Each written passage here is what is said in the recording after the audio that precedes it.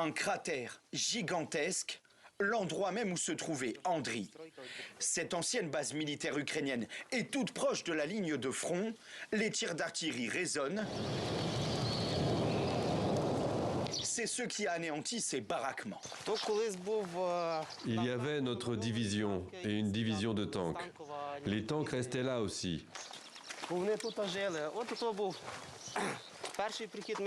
On vivait tous ici et il y a eu un premier bombardement. Ça a tout détruit, tout s'est effondré.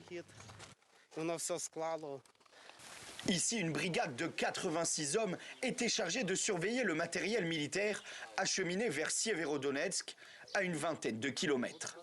À 7 heures du matin, une pluie de missiles, les tirs imprécis ont fait seulement 3 blessés, un miracle. On a couru dans cette direction, sous les arbres. Ça explosait tout autour.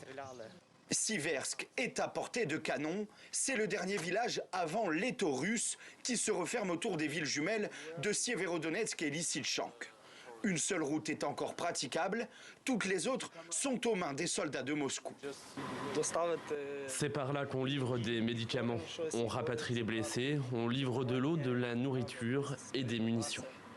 Ici, cet axe est surnommé la route de la vie.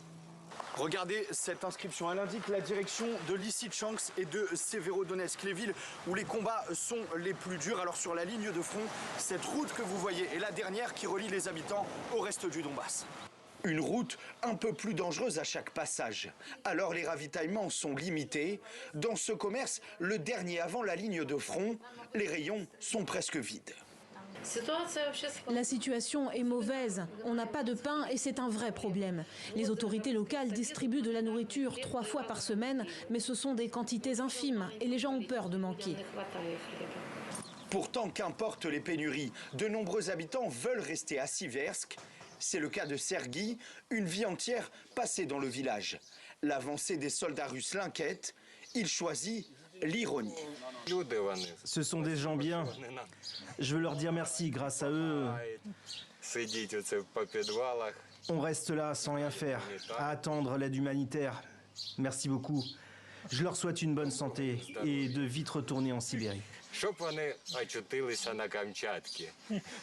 Ici, les derniers habitants le savent. Si Siversk tombe, l'étau russe se sera définitivement refermé sur cette région du Donbass.